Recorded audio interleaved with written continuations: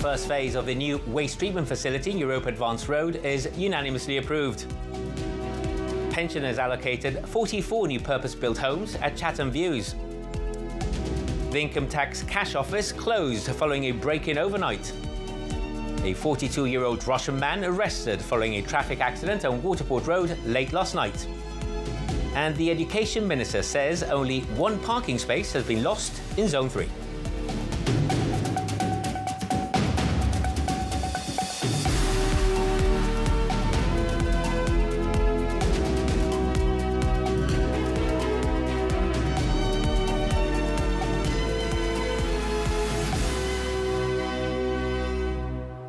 A very good evening. Thank you for joining us. The first phase of a new waste treatment facility in Europa Advanced Road has received unanimous approval at the Development and Planning Commission.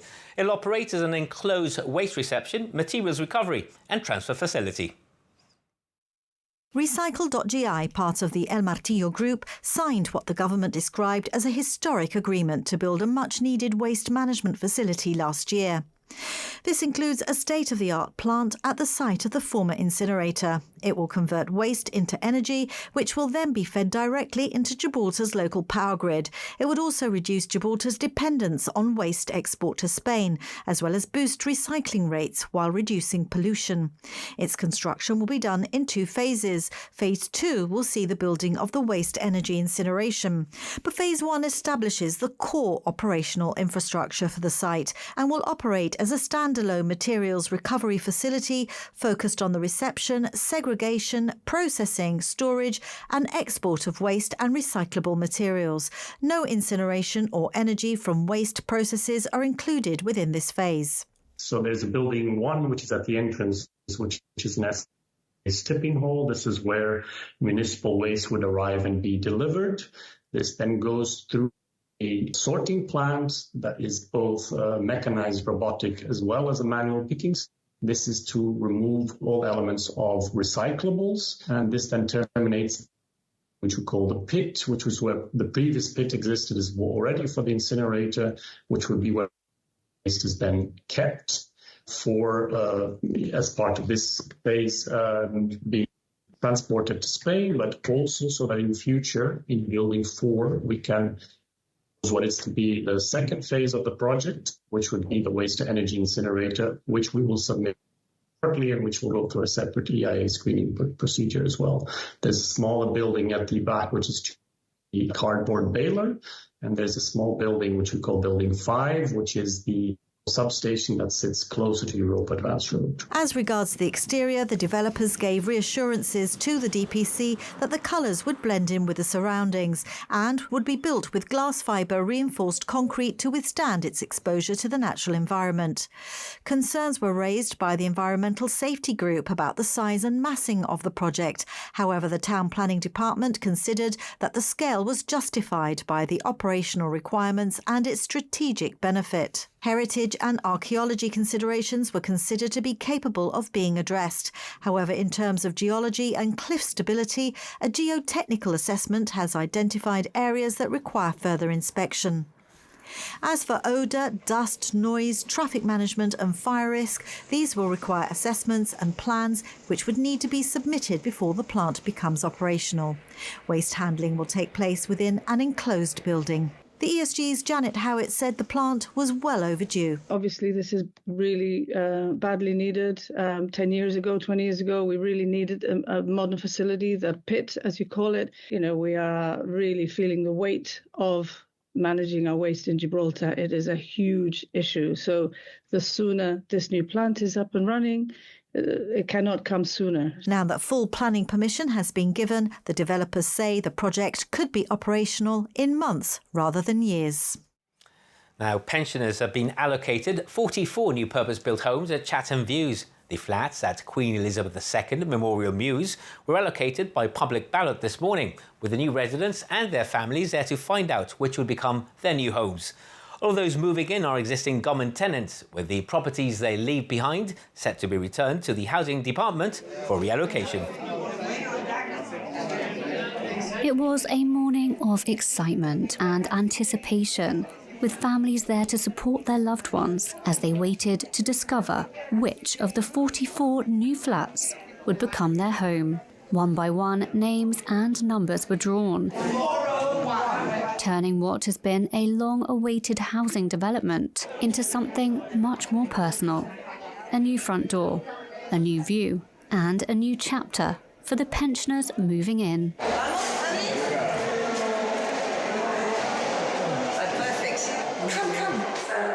It's so bright. You see, he's visually impaired, so he needs light. And even though it's a fourth floor, look how much light is coming through. And it's... Mama, wow.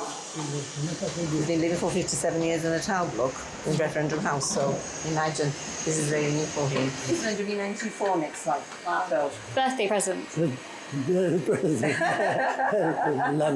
We never thought this day would come. I have become emotional in the sense that how happy those people were and how long they've been waiting for this moment.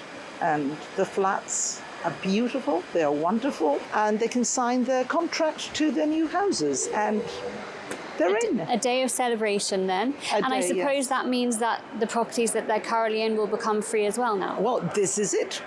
Even if we have 44 properties, it means doesn't just mean that another 44 people can come in. We can actually double that number.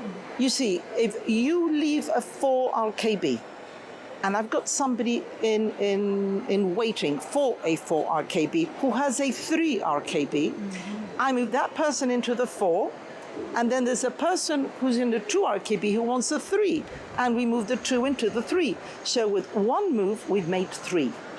And that is a way where we are trying to make our policy to make the best we can with the housing stock we have. And 300 new pensioner flats announced in Westview Park as well, or the Westview Reclamation. That is, what can I say? Bring it on, because our pensioners deserve this. The building features a large air-conditioned communal day room with a balcony. Plus, there's a roof terrace, and a dedicated clinic will allow residents to access services like vaccines without leaving the building. There's a nice community hall downstairs with a kitchen, which I think he'll make use of it. And he'll make lots of friends here, I think. No? I think he's the granddad of everybody downstairs. You know, I was just seeing the faces of other people who were getting the houses, and they all look so much younger than him, you know, so he's the granddad of them all. It's something that he applied for a long time ago. The only thing I got was something wrong. That I only got 60 and more to live. He's going to live until he's 100, he says. Then I can go and rest with my wife. Well, we can speak here again on your 100th birthday. Yes, we'll come, and we'll do a big party. Yeah. Well, the living room is big enough to hold us all. Congratulations. Thank you very much, Katie. Thank you very much. Thank you. You're always welcome. Thank you. Thank you very much. Congratulations on new homes, Gonzalo, and enjoy. The Income Tax Cash Office was closed today following a break-in overnight. The incident was contained to the cash office, with no other part of the building affected. Nothing of value was taken. In a statement, the government said it appeared the intruders were searching for cash, but states no physical money is held on site, nor at any other government department. The Royal Gibraltar Police are now investigating the incident. The cash office will be closed today while police work, but all other areas of the tax office will remain open. Anyone who needs to make a payment in person is advised to check before attending or use electronic payment methods. Now, Russia has threatened to target British military sites of the UK's decision to give Ukraine access to British weapons technology. Moscow has accused Britain and France of playing with fire, warning of possible strikes if British weapons are used in attacks on Russia. The warning follows Prime Minister Andy Burnham's announcement that Britain will release blueprints for British-made components used in the French Scalp cruise missile. The move would allow Ukraine to work with France to develop and produce its own version of the long-range weapon. Scalp is closely related to Britain's Storm Shadow missile, which has been supplied to Ukraine. Russia has repeatedly warned Western governments against expanding military support for Ukraine. A 42-year-old Russian man has been arrested on suspicion of drink driving after a traffic accident on Waterford Road late last night. A Spanish-registered car was involved in the accident. The police, the ambulance service and fire and rescue service all attended the scene. The electricity authority was also there as a lamppost was knocked over in the accident.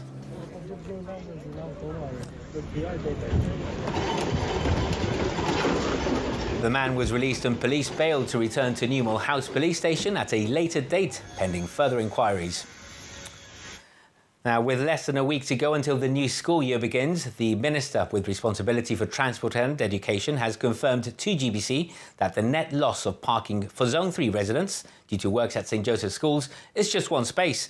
The refurbishment of the lower and upper primary schools means that 2 temporary classrooms have been installed in the parking areas outside. They're expected to remain in place until the school extension is completed in September 2027. In a press conference held at Number 6, John Cortez explained that temporary classrooms for St Joseph's Schools are necessary so that pupils don't have to cross an active construction site to get to their lessons. The porter cabins will provide space for music and science. The news of the temporary facilities has concerned residents in the area, due to parking availability already being scarce. The Minister for Education and Transport said they have been able to reconfigure parking around the area, as well as add spaces in the district, meaning the net loss is just one parking space. It's been a lot of hard work from a lot of the professionals, but I think it'll be minimal inconvenience. And even if it had been the loss of a few parking spaces, the balance with making sure that the children were safe and end up with an excellent school would have been worth it. But as it is, it's just a loss of one space. And maybe we gain some more because the sewage works at the bottom of the hill opposite Newmall House is due to be finished soon, so we may gain a few more parking spaces there. So in the end, we may have more rather than fewer.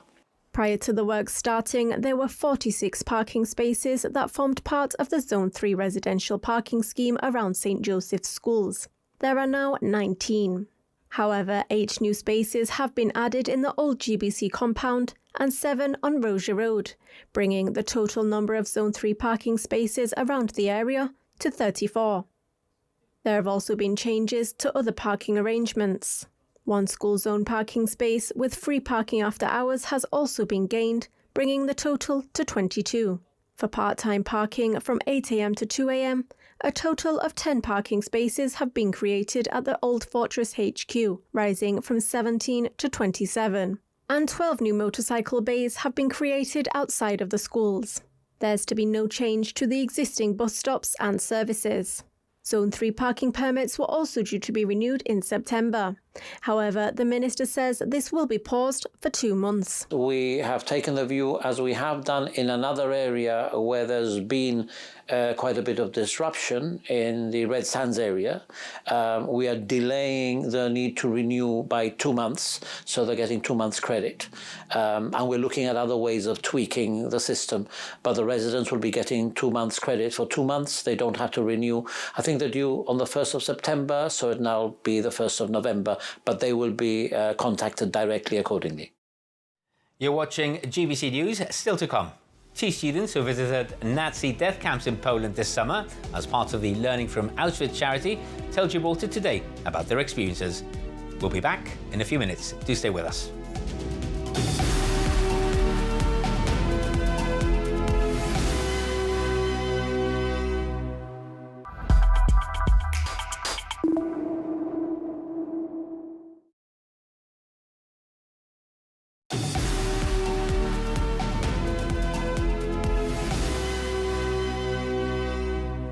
Welcome back. Thanks for staying with us. Now, local charity Learning from Auschwitz organises annual trips to Poland in order to highlight the extreme dangers of racism and racial hatred. A number of local students travelled to the site of the largest concentration camps earlier this summer. Lucia Hernandez and Noah Naon, 2 of the students who visited this year, told Claire Hernandez about their experiences. You see a lot of it on social media, and you see quite a few of because some of the rooms you're unable to take pictures of. So there was a room of hell, which is very, very traumatizing.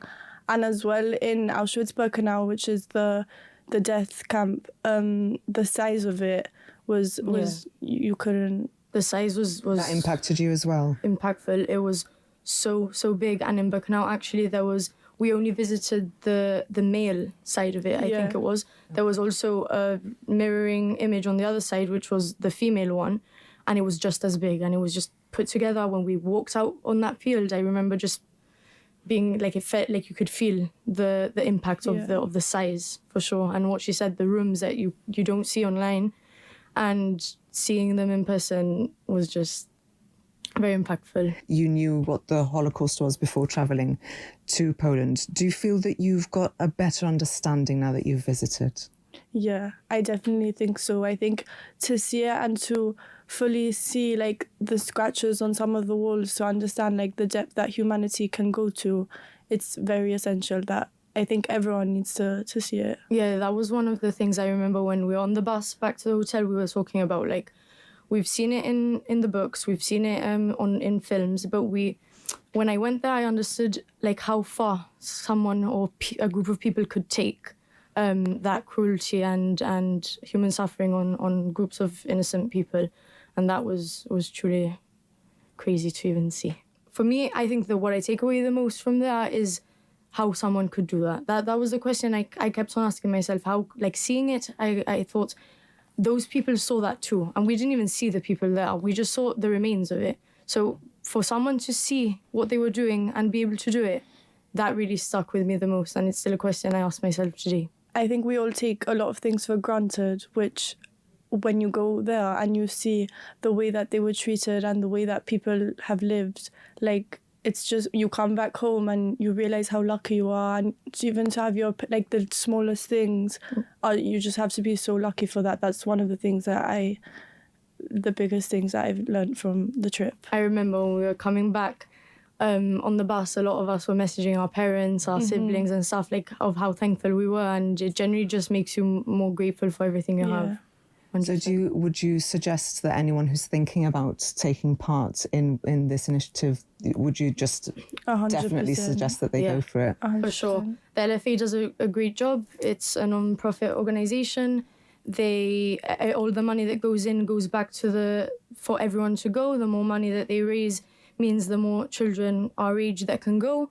And generally any year 12, because it's offered for year 12 who wants to go. But we also encourage any adult, any younger child that wants to go, to really take it upon themselves and go. And more from our empowered youth. Young members of Cycle have marked the end of their summer programme with a graduation ceremony at Grand Battery House. Today, participants and mentors looked back on what they'd learnt and the progress they'd made. This is my first time doing the summer programme. I was recommended by Naya, actually, and I had a really good time. I had a really fun time. We learned a bunch of new skills. I learned how to make profit back from items. Wow. Yeah. And we met a lot of people, and we talked to some adults, like our sponsors and stuff like that, which you never would have talked to anyways. The Dragon's Den was intimidating, but it's definitely going to help with my school presentations, stuff like that. So I think that really has helped a lot with confidence and like a lot of skills for building the confidence as well. Romina, you've come back to Cycle after some time away, so how does it feel to be back in the saddle? I mean, incredible. To be honest with you, it's always been in my heart. So when you come back, you're like, oh my God, I need to do this. I feel it's not so much about how you feel rewarded, but when you're watching the kids from day one till the graduation ceremony, I mean, it's incredible to watch their journey, and they're so enthusiastic, which is great, because even if it's challenging at some point, that maybe obviously sometimes we've got to try hard things, but they're willing to try and we're willing to support them throughout. And I think that for me was like, it's good to be back. For week 1, we did like an outdoor challenge. So we went to Spain, and we did some activities like kayaking, archery, rock climbing. We had fun because at nights we had chill, and we all interacted in the end. So it was really fun. And from day 1 to graduation, it's been the best. I think they've learned that there's someone in their corner, and that they are so much more than what they think and then what other people have told them what they are. They are just so much more, and they are like powerhouses of ideas, and they can make a change. I hope that they know that they can make a change, and that someone is proud of them and someone is in their corner. My favourite probably has to be the business week. Really? We don't hear that a lot. So tell us about the business week then. We started off the week with just planning out everything, and then we got really deep into it. At first, it was a bit of a struggle trying to get everyone's ideas together, but after that, the day ended amazingly. And do you think that things like that maybe will help you, for example, for studying, for school, for work at a later stage? Definitely. Yeah. It helps my confidence a lot. That's really important, isn't it? And Dina, what about you? What did you enjoy the most of the 3 weeks? Well, personally, I love La Finca because, first of all, it was the first week, and that's the week where I made loads of friends and I got to communicate with people, and I got out of my comfort zone because for me personally, I'm going to be really, really honest, I could never socialize. I only had a few friends, but now I can socialize with anyone. That is really good. Kaylee, how do you feel about hearing that? That's so positive. I mean, that's what I do this job for, to help young people to come out, to feel safe and come out in a safe space where they can be themselves, whatever that looks like. As well, people who maybe have gone through their own difficult friendship issues, which we do get a lot of, they come and it's like it refreshes their life, their friendship groups, the way they make friends, you know. It does make me happy. It's part of the job, no? And the satisfaction I get from connecting people, I think, is the best thing. Young people doing great things. Good close to the bulletin. That's all from the news scene for now. Remember, you can catch all our stories on our website and social media channels. On the Hour updates resume tomorrow from 7 a.m. on Radio Gibraltar. Thank you for watching. Enjoy your evening and good night.